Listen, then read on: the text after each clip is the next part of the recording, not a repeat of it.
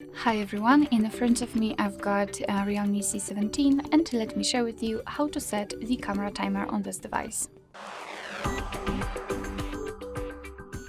So let's start with opening the camera app. And right now we are in the standard photo mode, so let's swipe your finger down to open more options, and at the bottom of this upper bar we've got the timer. We've got 3 different options, so the off, 3 and 10 seconds delay. So let's tap on 10 seconds delay. As you can see, it will be immediately highlighted, which is more, and the exact countdown will appear inside the shutter button.